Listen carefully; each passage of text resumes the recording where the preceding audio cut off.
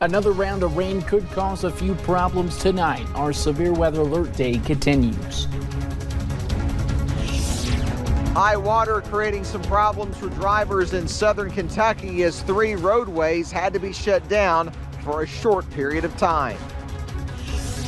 Coming up, a Clay County man dies after being hit by a car along US 421. Now police have advice for drivers. Dedicated to southern and eastern Kentucky, this is WYMT Mountain News at 5:30. Good evening, I'm Steve Hensley. It was a beautiful afternoon with record high temperatures, but more rain is on the way, along with crashing temperatures. Our severe weather alert day continues, and Chief Meteorologist Andrew Dockery has the latest forecast. Andrew? Yeah, Steve, you said it best. It was a beautiful day across eastern Kentucky. In fact, you might be wondering how long this weather's going to last. The answer, not long at all. In fact, a strong cold front brings another round of rain, and despite a view like this at Whitesburg, it will be changing. Clouds slowly starting to increase, and temperatures, they're okay. In fact, if you have plans tonight, the early evening looks fine. You can get out, enjoy this weather, enjoy that sunset, but we are going to see rain once we head into the overnight hours tonight. Of course, talking about today, we broke a new record, 73 degrees, smashing the old record of 2017 with 71 back 2 years ago. Of course, satellite radar showing the cold front working through,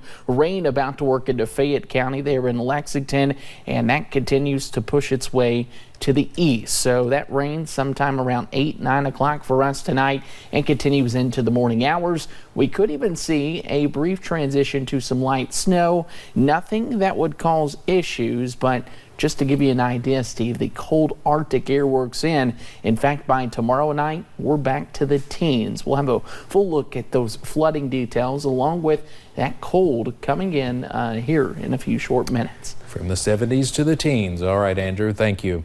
Flash flooding closed a number of roads in southern Kentucky this morning. Police in Laurel County say the road department rushed to put out barriers when an early morning storm dumped a lot of rain in a short amount of time. WYMT's Phil Pendleton spoke to people who say it does not take much water to create dangerous driving conditions.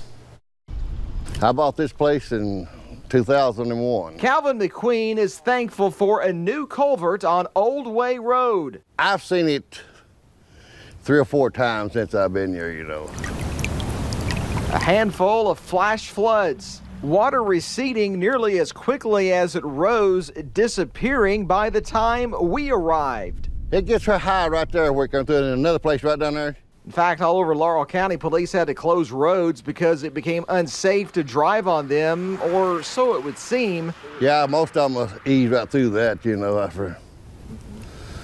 which they shouldn't, but they do. And it's a little more dangerous when it's dark because sometimes you can be right on top of the water and not even realize that it's there until you're on top of it. So Thursday's thunderstorm broke out around 5 a.m. and soon at least 3 roads, including Old Way, looked more like rivers than roads. Well, it's gushing out of holler there, you know, it probably looked like about 7 or 8 inches at least, you know, or higher, yeah. Police say that's well enough water to create dangerous driving. However, they say as little as 2 inches, and especially if 5 or 6 inches is rushing over the roadway, it can actually sweep your vehicle off the roadway. All the more reason to turn around, don't drown. In Laurel County, 25 minutes, I mean, it poured, man. I mean, it was rough. Phil Pendleton, WYMT Mountain News.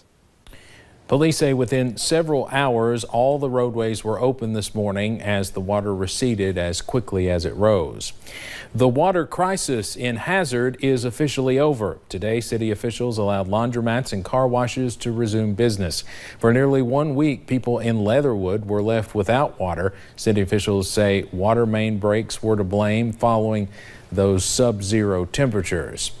We now know the name of a man killed in a workplace accident earlier this week in Georgetown. The Scott County Coroner's Office has identified the victim as 33-year-old Antoine Brifford of Pikeville. Investigators say Brifford died Tuesday after he became pinned between a truck and a trailer at the Toyota plant. An autopsy shows Brifford died from blunt force trauma to the chest. Officials with OSHA are still investigating the accident. A Clay County man dies after being hit by a pickup truck while riding his bicycle along US 421 in the Burning Springs community. Now Kentucky State Police want to share tips on staying safe along the roadways, as this was just one of several deaths involving pedestrians and cyclists in the last week. WYMT's Taylor Upchurch has more. Bike riding is common along US 421, but riders say it is best to stay clear of the road after dark. I wouldn't, not at nighttime, not the way people drive up and down this road. Kentucky State Police say Randall Eversole was riding his bike when a pickup truck hit him, which comes as no surprise to those living nearby. They fly and they have no respect for nobody else to get past. And they pass a mailman, not paying attention. Trooper Lloyd Cochran says the driver of the truck, Crystal Lunsford, was cited for driving her vehicle with a suspended license and later given a sobriety test. She was deemed to be not under the influence. However, this case will be presented to the Clay County Grand Jury.